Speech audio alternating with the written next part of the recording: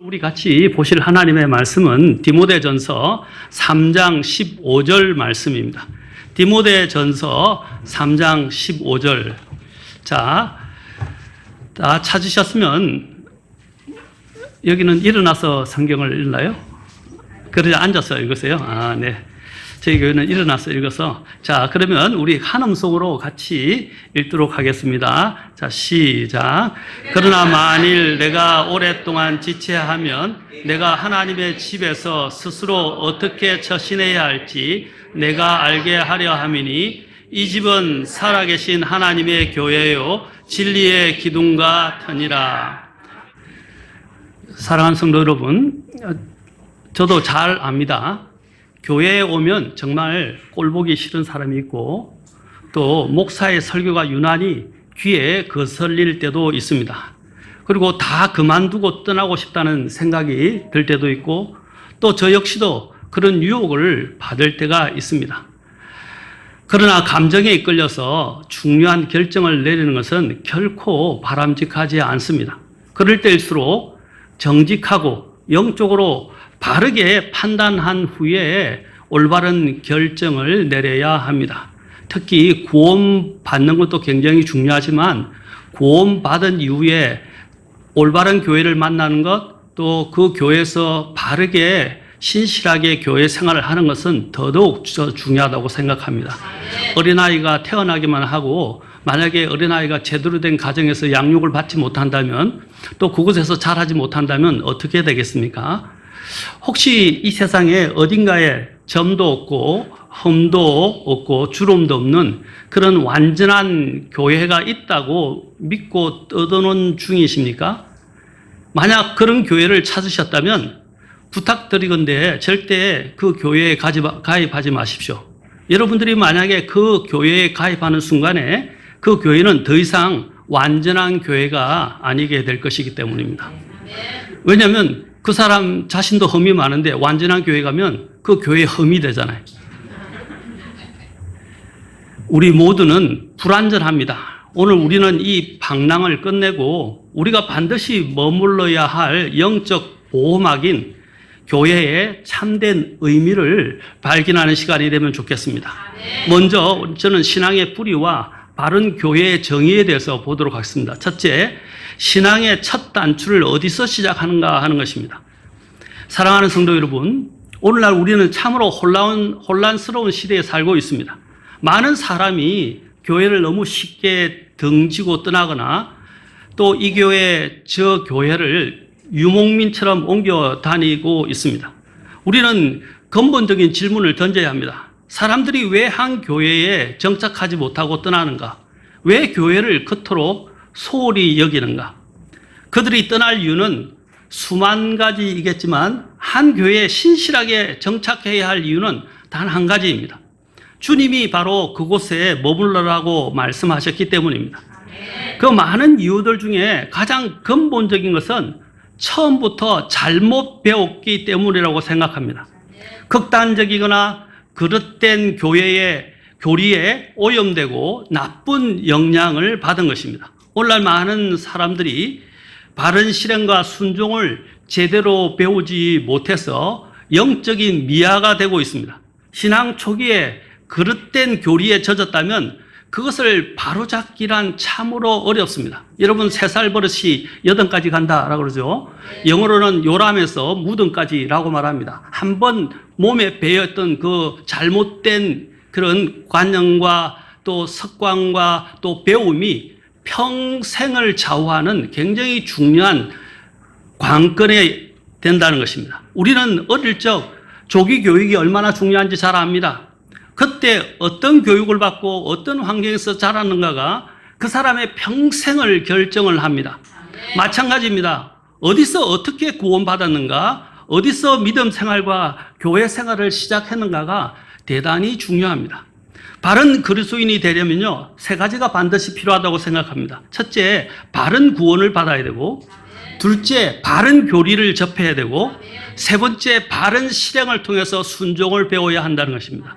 이 3가지가 바른 그리스도인이 되는 당락을 결정짓는다 해도 과언이 아닙니다. 오늘날 무교회주의자들이 생겨나고 인터넷 성도들이 많아지고 있고 교회를 떠들며 적응하지 못하는 사람들이 늘어나는 가장 큰 이유는 그 신앙의 첫 단추인 바른 교리와 바른 실행과 순종을 제대로 배우지 못했기 때문입니다. 자, 그러면 두 번째로 저는 교회의 정의에 대해서 여러분들이 잘 목사님한테 배우셨고 알고 계시겠지만 제가 또 간략하게 좀 다시 언급하고자 합니다. 교회의 정의는 무엇입니까? 바로 교회는 에클레시아라고 이야기해서 즉 불러냄을 받아서 따로 분리된 회중의 모임을 가리킵니다. 그런데 이 모임은 그냥 막연한 군중의 집합이 아니었습니다. 초대 교회에는 엄연한 명단, 곧 회원 명부가 있었습니다.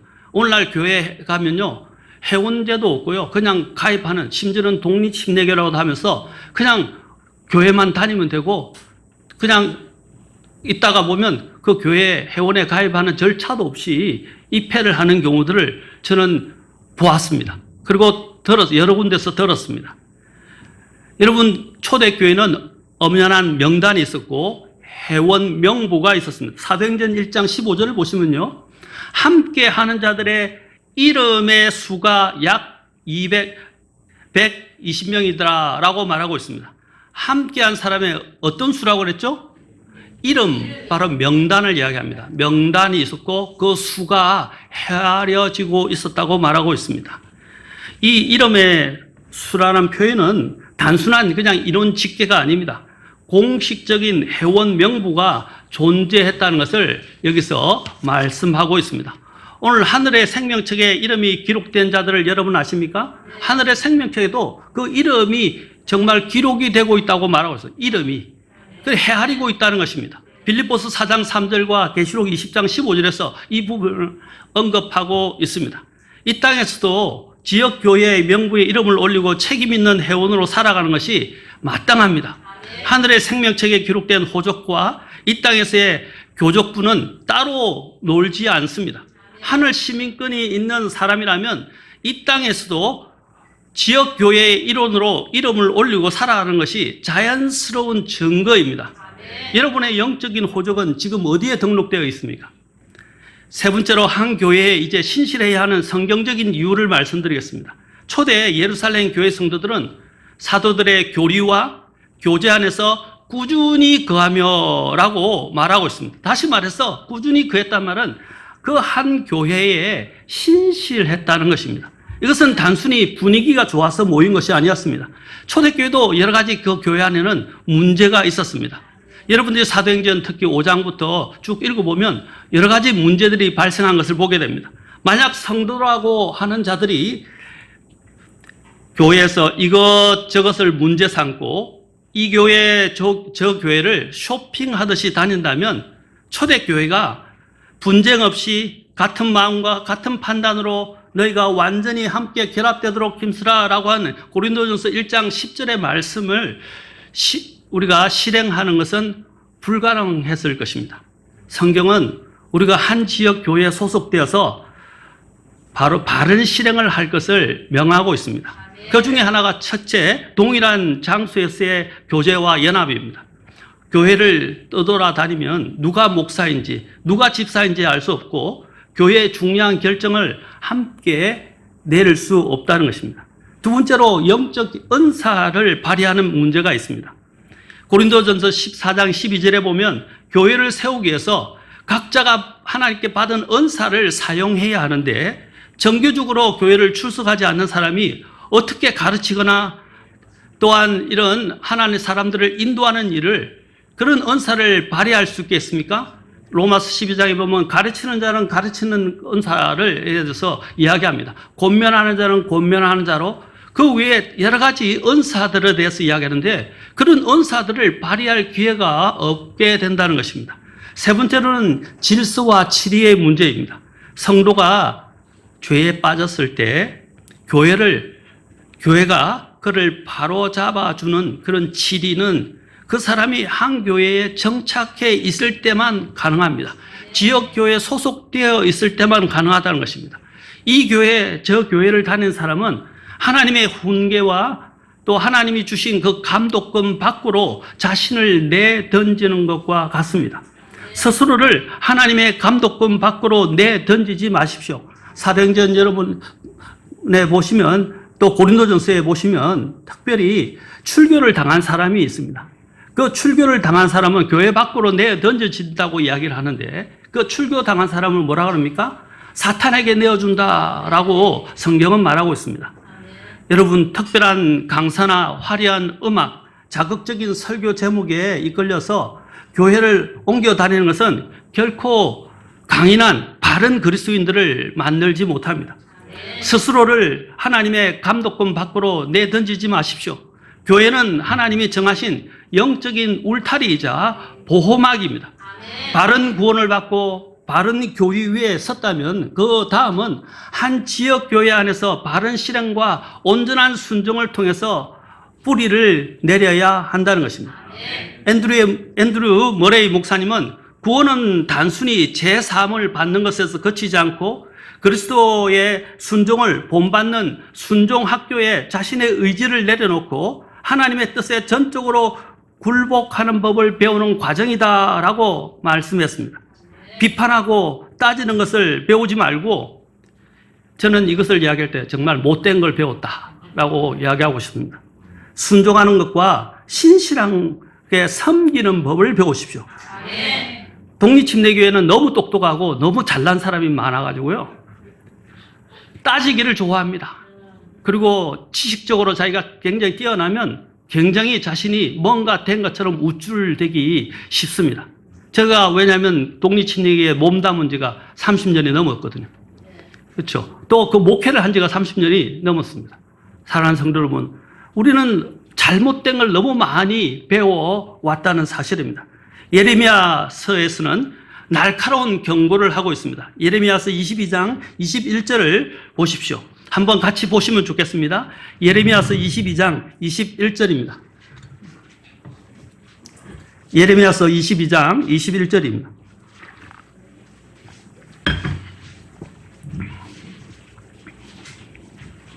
자, 같이 함께 읽어볼까요? 예레미야서 22장 21절.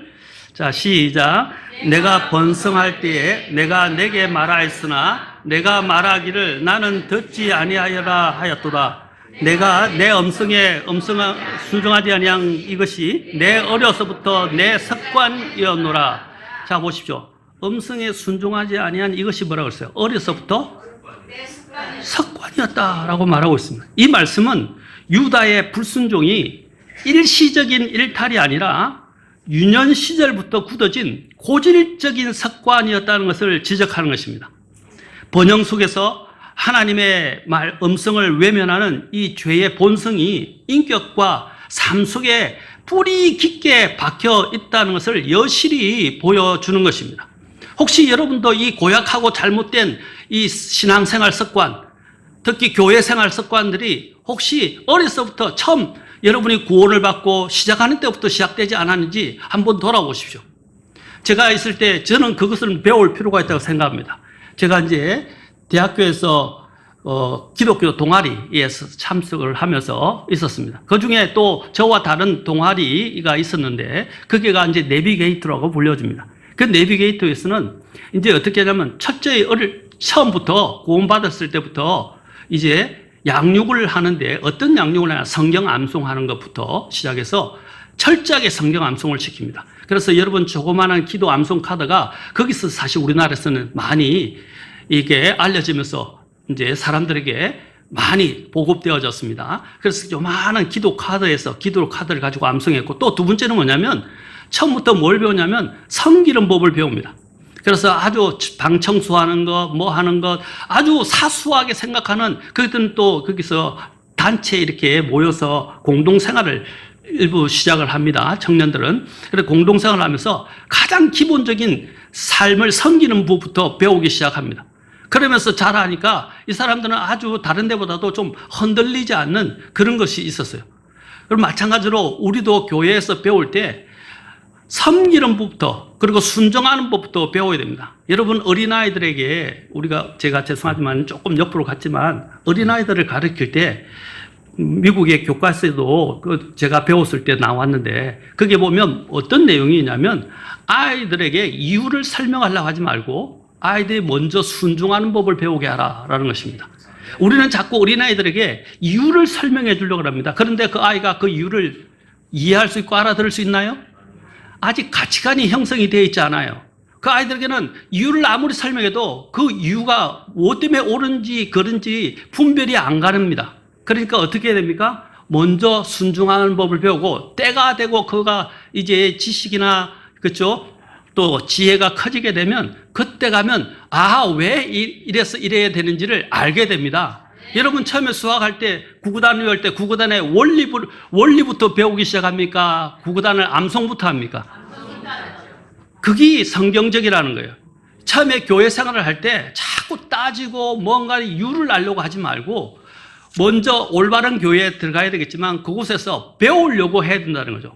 그런데 배우지 않고 자꾸 지식적인 걸 가지고 편론하고 비판하고 또 그것 가지고 따지고 궁금해서 묻는 거는 괜찮아요. 그러나 그것을 가지고 자꾸 문제를 삼고 또 이것을 가지고 자신이 좀 더 잘 아는 것처럼 이것저것 따지면 교회는 교회로서의 역할을 하기가 어려워지고 그 사람도 그 교회에서 제대로 된 교회 생활을 할 수 없게 됩니다. 또 그 이야기를 듣는 사람도 괴로워요. 함께 하기가 불편하고 어려워진다는 것입니다. 자, 히브리서도 이 순종의 문제를 다루고 있습니다. 히브리서 5장 8절부터 보면 이렇게 말합니다. 그분께서 아들이실지라도 여전히 그분께서는 고난을 당하는 것들로 말미암아 순종하기를 배우시고 라고 말했어요. 예수님이 뭘 배우셨다고요? 네, 어떤 것을 통해서 고난 당하는 것들로 말미암아 순종하기를 배우셨다라고 말하고 있습니다. 히브리서 3장 2절에서도 이렇게 말합니다. 그분께서는 모세가 하나님의 온 집에서 신실했던 것 같이 자기를 임명하신 분께 신실하셨느니라. 자, 주님에게서 여기서 두 가지를 보입니다. 하나는 주님은 순종했습니다. 그리고 또 주님은 어떻게 했습니까? 신실하셨다라고 그랬습니다. 히브리서 3장 그 뒤에 6절에서는 그리스도께서는 친히 자신의 집을 다스리는 아들로서 신실하셨으니 라고 말하고 있습니다. 그리고 또 예수님은 그 순종을 죽기까지 순종하셨고 그 순종을 배우셨다고 말하고 있습니다. 뭘 배워야 된다고요? 순종을 배우고 또 뭘 배워야 된다고요? 신실함을 배워야 한다고 말하고 있습니다. 히브리서의 예수님은 고난 속에서 순종을 배워서 완전해지신 분이고 모세를 뛰어넘어 자신의 집, 곧 교회를 끝까지 책임지시는 신실한 통치자이십니다. 히브리서는 이 신실함이 예수님에게만 머무는 것이 아니라 바로 우리에게도 계속 이어져야 함을 강조하는 것입니다. 우리가 소망의 확신과 기쁨을 끝까지 붙들게 될 때 비로소 우리는 그리스도께서 다스리는 그분의 집이 되는 것입니다. 예수님의 신실함에 반응하여 우리 또한 그분의 다스림 안에 머무는 것이 바로 신자의 마땅한 본분입니다.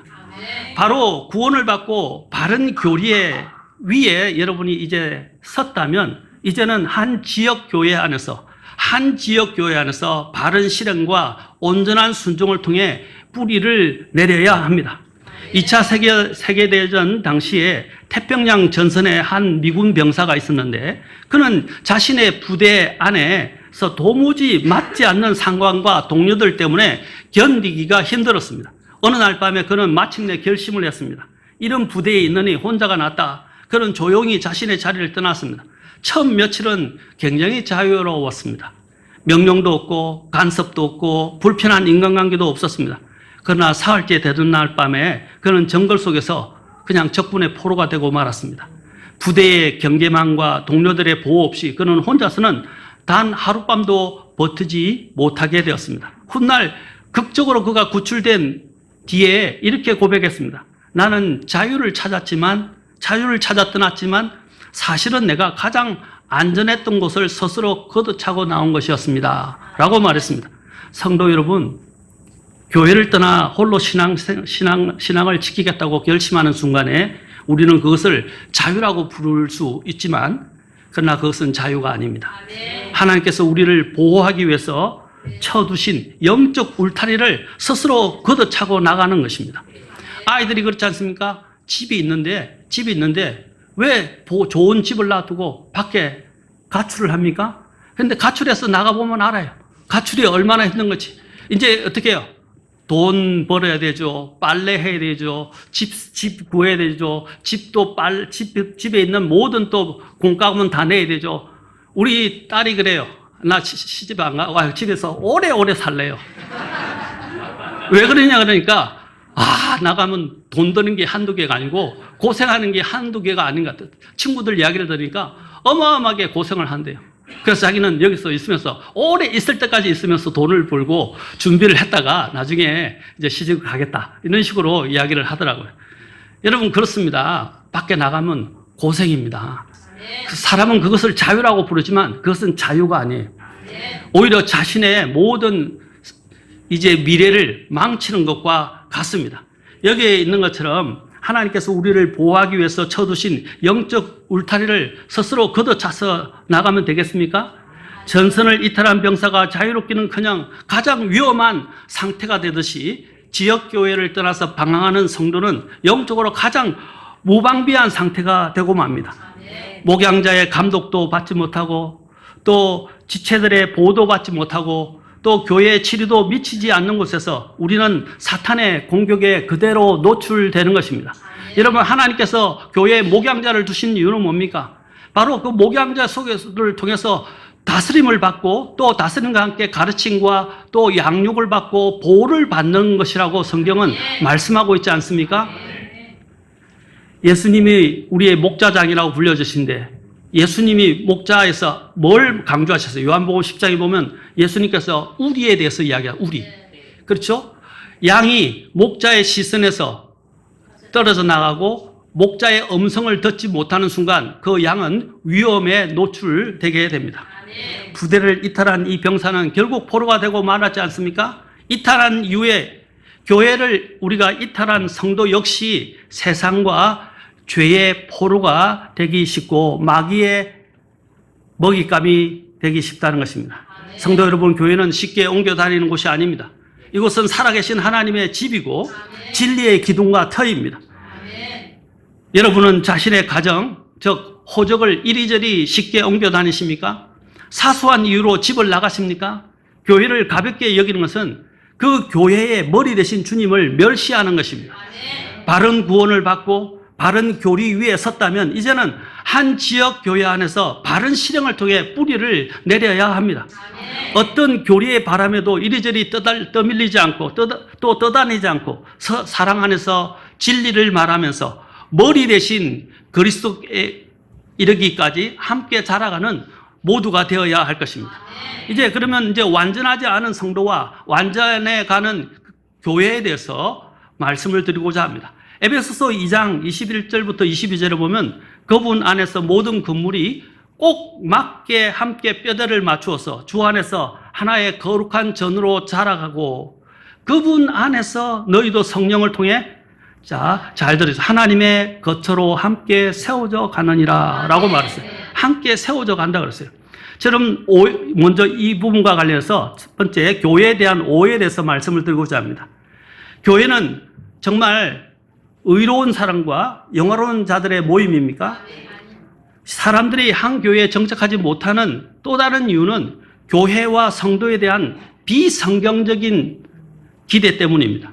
구원받은 사람들이 교회에 모였다고 해서 그들이 당장 천사처럼 변하거나 완전히 영화롭게 된 것은 아닙니다.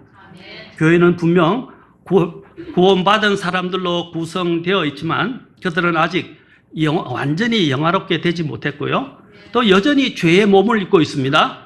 우리는 구원받을 때 하나님 앞에서 물론 의롭게 되었습니다. 그러나 이것은 법적이고 영적인 지위에 대한 선언이지 우리의 영적 현재 상태나 육신이 완전해졌다는 의미는 아닙니다. 이거는 법적이고 그냥 영적인 그 사람의 지위에 관한 것입니다. 그러나 그 사람의 실제적인 모습은 어떻습니까? 자, 여러분 옛날에 왕자와 거지에 대해서 읽어보신 적 있나요? 왕자와 거지가 서로 닮아가지고 어떻게 해요? 왕자가 자유를 맛보기 위해서 거지가 되고 거지가 왕자로 왔어요. 근데 그 거지가 이제 왕자의 지위에 서게 되었지만 어떻게 해요? 그는 이전에 있던, 그렇죠? 이제는 신분은 변화됐다고 할 수 있지만 그 순간에는 왜냐하면 왕자가 허락해서 신분을 바꿨기 때문에. 그런데 어떻게 해요? 이전에 하던 거짓을 계속하고 있다고요. 그러니까 그 신하들이 어떻게 합니까? 왕자로서 채통을 지켜야 되고, 그렇죠? 또 법도를 따라야 되잖아요. 그래서 그걸 가르쳐야 된다. 쫓아다니면서 가르친다는 거예요. 그걸 배우면서 어떻게 해요? 그는 이제 왕도의 길을 배우게 되는 것입니다. 마찬가지입니다. 우리가 법적으로나 영적인 지위로는 하나님 앞에 의롭게 되었다고 선언을 받았지만 실제적인 우리의 상태는 아직 의롭게 되지 못했다는 거예요. 육신은 여전히 죄의 몸을 입고 있습니다. 어떤 집단에서는 우리가 구원을 받아서 의인이 되었기 때문에 절대로 죄인이라는 단어를 쓰면 안 되며 이미 모든 죄를 용서받았기 때문에 무슨 죄를 짓든 구원에는 어떤 영향을 주지 않는다고 그렇게 믿고 가르칩니다. 여러분, 이것은 성경을 오해한 것입니다. 실제로 우리가 잘 아는 여기에 많은 사람들이 이 무리에서 있다가 나온 사람들이 많이 있습니다. 사도 바울은 로마서 4장과 5장에서 이신득이 오직 믿음으로서만 의롭게 된다는 그 교리와 칭의의 교리, 우리가 하나님 앞에서 구원을 받을 때 하나님 앞에서 어렵다함을 받는다는 이 칭의의 교리를 다룬 직후에 곧바로 그 로마서 6장에 가면은 사도 바울이 이 이신득이와 칭의의 문제를 확실하게 다룬 다음에 바로 6장 서두에서 뭐라고 말하고 있는지 아십니까? 6장 1, 2절 한번 보십시오. 이렇게 말하고 있습니다.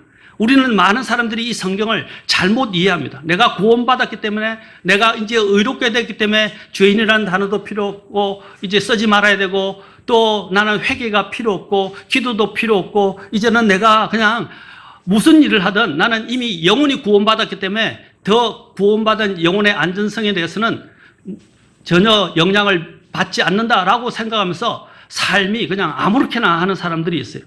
그것은 성경을 잘못 오해한 것입니다. 로마서 6장 1, 2절 같이 읽어보겠습니다. 6장 1, 2절. 자, 시작. 그런즉 우리가 무슨 말을 하리요? 은혜가 넘치게 하려고 우리가 죄 안에 계속 거하겠느냐? 결코 그럴 수 없느니라. 죄에 대하여 죽은 우리가 어찌 더 이상 그 안에서 살겠느냐? 자, 여기서 보시죠. 은혜가 넘치게 하려고 우리가 죄 안에서 계속 거하겠느냐? 그러면서 뭐라고 해요? 결코 그럴 수 없다. 여기 보면 킹제임스 성경에서는 God forbid라고 그랬어요. 이 말은 아주 가장 강력한 말입니다. 하나님께서 금하신다라는 뜻이에요. 그리고 여기서 뭐라고 해요? 죄에 대하여 우리는 죽었다. 그러므로 더 이상 그 안에서 살 수 없다라고 말합니다. 그러면서 로마서 6장 6절에서 계속하기를 뭐라고 말합니까? 죄의 형벌로부터 구원받았다고 해서 죄가 끝난 것은 아니고 우리는 여전히 죄의 몸을 입고 살아가고 있기 때문에 믿음으로 그리스도의 죽음과 장사와 부활에 자기 자신을 일치시켜서 더 이상 죄를 섬기지 않는 삶을 사는 과정 속에 있음을 가르치고 있습니다.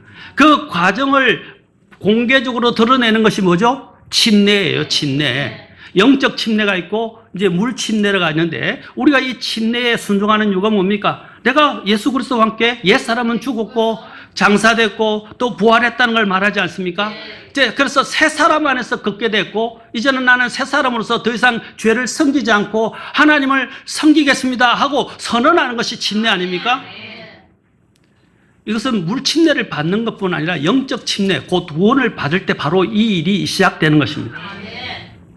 그래서 로마서 6장 6절을 보십시오. 여기 보면 우리의 옛사람이 그분과 함께 십자가에 못 박힌 것은 보십시오. 죄의 몸을 변하여 이제부터는 우리를 죄를 뭐라고 그랬어요? 섬기다라고 되어 있어요. 섬김의 문제라고 말하고 있어요. 죄를 섬기지 않게 하려 함이라. 그 뒤에 보면 6장 11절부터 13절에 보면 이제 어떻게 해요? 하나님을 섬기는 문제에 대해서 이야기합니다. 그래서 우리의 이 지체를 죄에게, 불의의 도구로 죄에게 주지 말고 하나님께 드리라라고 그랬어요.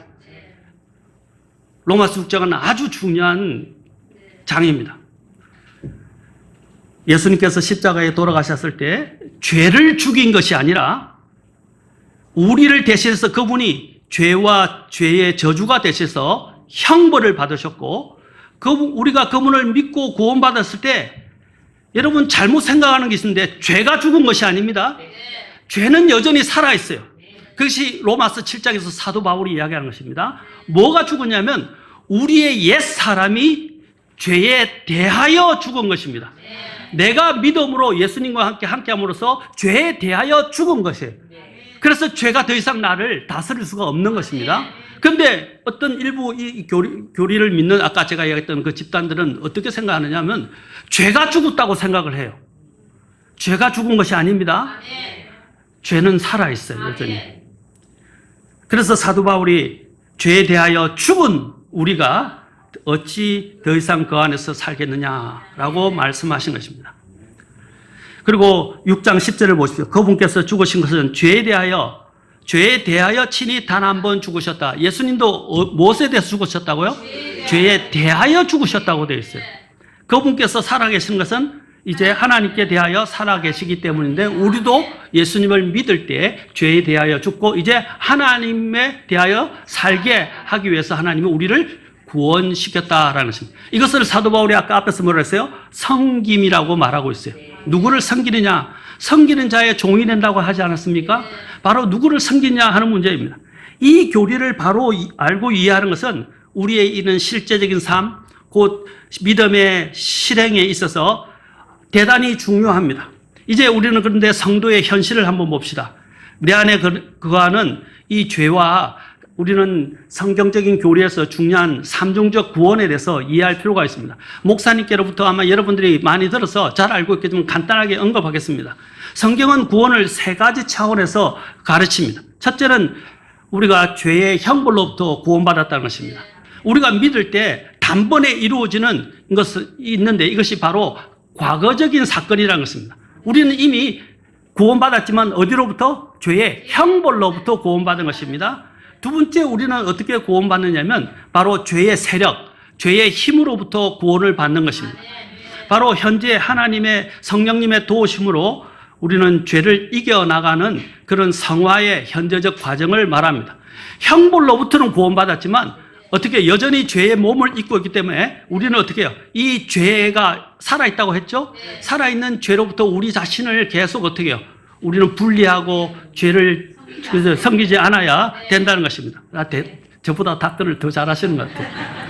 이미 앞서가셔서. 자, 세 번째로 마지막에 있게 될 것이 뭡니까? 죄 자체로부터 우리는 구원을 받는 것입니다. 그것이 나중에 영화롭게 되는 것, 영광이라고 말합니다. 주님이 그것은 오실 때 우리의 몸이 변화되어서 이제는 우리는 천상의 몸을 입게 되고요. 죄의 존재 자체로부터 완전히 결별하는 미래적 사건이 될 것입니다. 그것을 히브리서 9장 절 마지막 절에서 사도 바울이 언급하고 있다는 것입니다. 그분이 오실 때 우리는 이제 죄와 상관없이 죄 자체로부터 완전히 예수님께서는 죄와 상관없이 오실 것이고 우리는 죄 자체로부터 완전히 죄가 없는 곳에서 죄가 없는 몸을 입고 살아가게 될 것을 말하고 있습니다. 그래서 우리는 예수님을 기다리는 거예요. 예수님이 오셔야 완성이 되는 것이니까. 자, 우리는 장차 구원을 받게 될 것입니다. 완전하게 구원을 받게 될 것입니다. 우리는 죄의 형벌로부터는 구원받았지만 여전히 죄와 싸우고 있고 죄는 우리의 육신 안에 여전히 도사리고 있습니다. 사도 바울도 디모데전서 1장 15절에 보면 뭐라고 말했냐면 나는 죄인들 중에 내가 우두머리다라고 말했는데 이 디모데전서 1장 15절의 이 말씀은 무엇입니까? 사도 바울은 구원받고 세월이 굉장히 오래되었습니다. 디모데서를 쓸 때는 그의 사역의 말기입니다. 말기에 이것을 기록했는데 오랜 세월이 흘렀음에도 여전히 자신을 뭐라고 인정했죠? 그런데 어떻게 우리는 죄인이 아니라고 자꾸 이야기를 합니까? 죄인이 아니기 때문에 죄인이라고 부르지 말라고 이야기하는 집단들이 있어요. 그것은 잘못된 것입니다. 사도 바울은 여기서 킹제임스 성경을 보면 is라고 되어 있어요. I am이라고 되어 있어요. 현재형으로 이야기되어지고 있다고요. 헬라를 보시면 그리스를 보면 이것은 계속 이미 이루어지면서 이것이 현재에도 계속 반복적으로 진행되고 계속 지속된다는 것을 말하고 있는 것입니다. 그는 세월이 흐를수록 그는 그래서 더욱더 하나님 앞에서 낮아지고 겸손해져 갔습니다. 그는 로마서 7장 24절에서는 이렇게 말했습니다. 오 나는 비참한 사람이로다.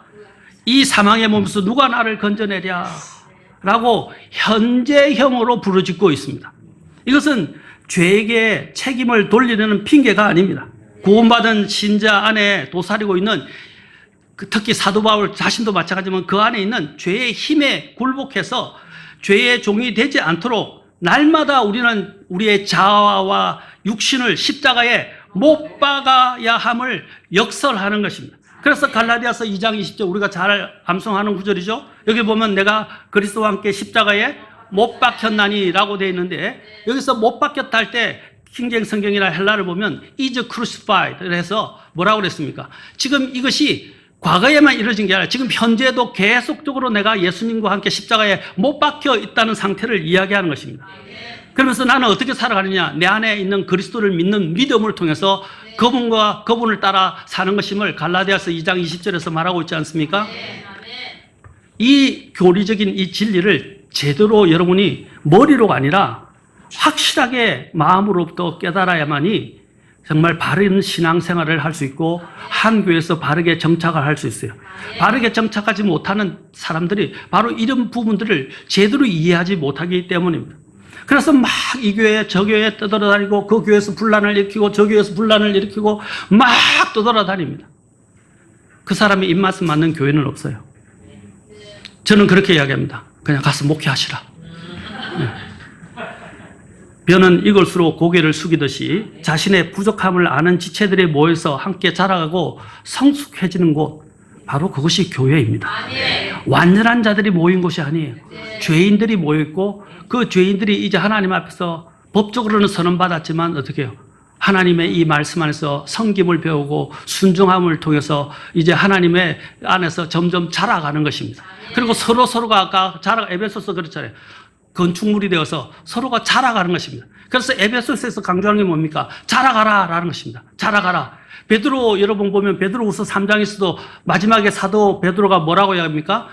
하나님을 아는 지식과 은혜 속에서, 은혜와 하나님을 아는 지식 속에서 자라가라라고 해요. 우리는 계속 자라가는 것입니다. 왜? 아직 완전하지 못하기 때문입니다. 이제 그러면 마지막으로 완전한 교회를 찾는 자들에게 저는 말씀드리고 싶습니다. 교회는 병원과 같고 자라는 건물입니다. 지상에 있는 교회는 아직 완전한 상태가 아닙니다. 지상 교회는 의인들의 전당이 아니라 주님의 은혜가 필요한 죄인들이 모여 함께 치료받고 성장하는 병원입니다. 완전한 상태는 우리가 천국에 이르렀을 때 이루어지게 될 것입니다. 이 땅에서 100% 완전한 교회를 찾는다면 여러분은 죽을 때까지 그 교회를 찾지 못할 것입니다. 에베소서 2장 21절에서 아까 본 것처럼 그분 안에서 모든 건물이 꼭 맞게 함께 뼈대를 맞추어 주 안에서 하나의 거룩한 전으로 자라가고 라고 말하고 있습니다. 교회는 완성된 조각상이 아니라 자라가는 세워져가는 건물입니다. 내가 그 건물의 한 부분을 맡아서 함께 세워가지 않고 이리저리 떠돌아다닌다면 나는 결코 하나님의 것으로 견고하게 세워질 수 없고 또 교회를 세울 수도 없습니다. 우리가 교회를 옮겨다니는 명분으로 삼는 지체의 부족함이나 또 다른 사람의 문제나 또 교회의 불완전하면 성경적으로 보면 아까도 봤죠. 당연한 현실입니다. 여러분 가정도 그렇잖아요. 가정에도 보면 갈등이 있고 어려움이 있고 그렇죠? 분쟁이 있을 수 있습니다. 그렇다고 집을 나갔습니까? 제가 교회를 나가야 될 부분에 대해서 오후에 또 자세하게 다뤘지만 절대적인 진리, 근본적인 교리의 문제, 그 교회 안에 있는 불법과 부정의 문제, 스캔들의 문제가 아니라면 교회를 떠나지 마십시오. 그 외에 다른 감정적인 여러 가지 다른 이유들로 교회를 떠나는 사람들 저는 수도 없이 많이 봤습니다. 나는 구원받았으니 어떻게 살든 상관없다는 방종이나 교회가 왜 이 모양이냐라는 비판은 모든 구원의 도리를 오해한 데서 온 것입니다. 나 또한 완전하지 못한데 마치 내가 완전한 재판관인 것처럼 형제를 비판하고 목사를 비판하고 교회를 비판하고 교회를 떠나고 있지는 않은지 한번 살펴보십시오. 사랑하는 성도 여러분, 우리는 어떻게 신앙생활을 해야 되겠습니까?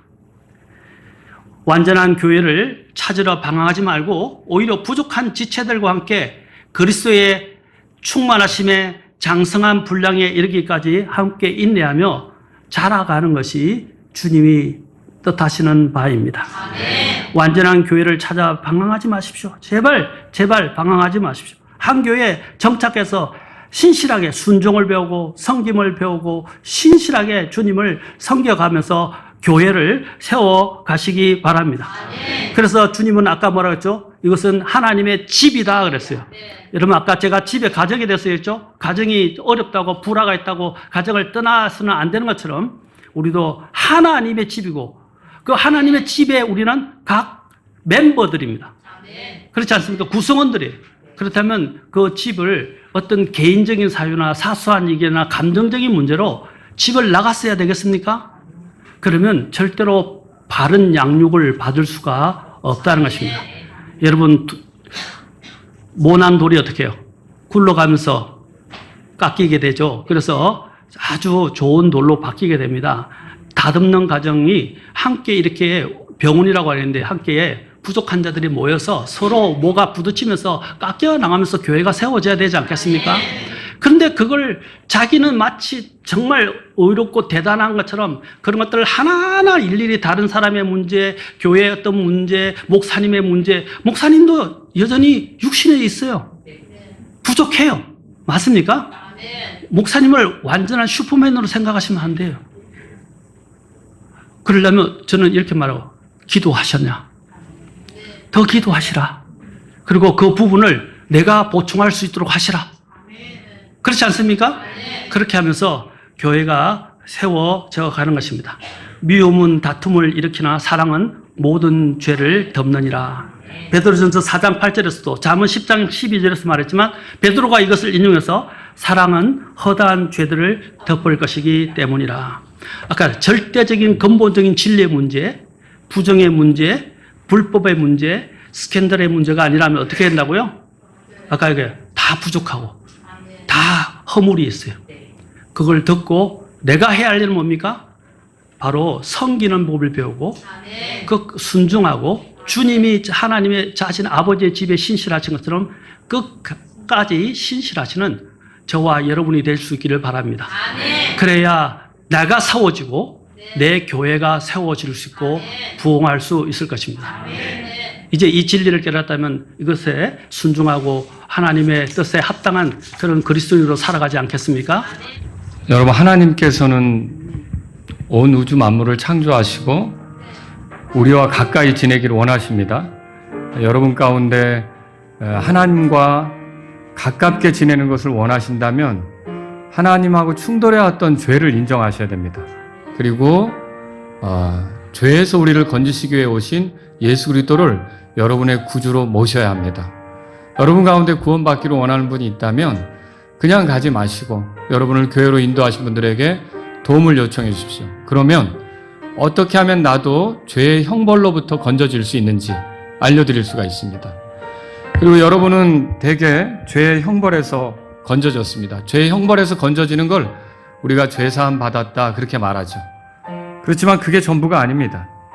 우리가 그 이후로 죄를 섬기지 않고 의를 섬기며 가는 게 필요한 겁니다. 거룩한 생활이 필요한 거죠. 여러분, 로마서 8장 1절에 그리스도 예수님 안에 있는 자에게는 죄가 없다고 하지 않았습니다.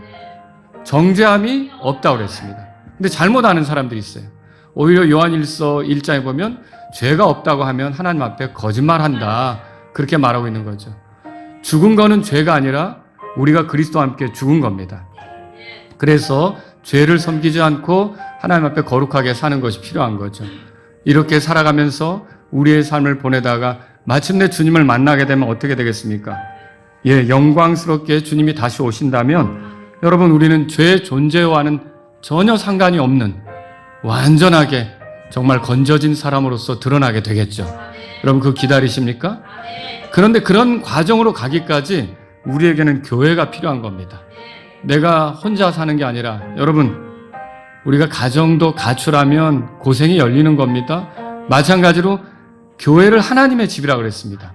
성도가, 죄사함 받은 사람이, 구원받은 사람이 하나님의 집을 떠나게 되면 유익이 되질 않습니다. 마귀들의 표적거리가 됩니다. 여러분, 하나님께서 주신 교회를 귀중하게 여기면서 내가 이 교회를 신실하게 섬기고 순종하는 마음으로, 말씀에 순종하는 마음으로 내가 자꾸만 하나님을 기쁘게 하는 쪽으로 나아가겠습니다. 교회 생활을 통해 성도들을 섬기고 같이 부딪히면서 돌이 깎이면서 다듬어져 가듯이 나도 다듬어져 가고 성도들도 다듬어져 가는 걸 보길 원합니다. 하나님 저에게 마라나타 침례교를 주셔서 감사합니다. 그리고 혹시 여러분 가운데 하나님 제가 교회 생활을 중단했지만 다시 교회 생활을 시작하길 원합니다. 이런 분이 있다면 이 시간 주님 앞에 나아가십시오. 우리 다 같이 일어나겠습니다. 오늘 말씀을 생각하시면서 하나님 저에게 주신 교회 제가 가볍게 생각하지 않고 소중히 여기면서 이 교회를 함께 세워가는 신실한 성도가 되기를 원합니다. 이런 분이 있다면 이 시간 주님 앞에 나아가십시오. 여러분 하나님의 집을 소중하게 여기고 가출하는 자가 아니라 영적으로 내가 이 집을 통해서 영적으로 유익을 얻겠습니다. 영적으로 자라가겠습니다. 이런 분들이 있다면 이 시간 주님 앞에 나아가십시오.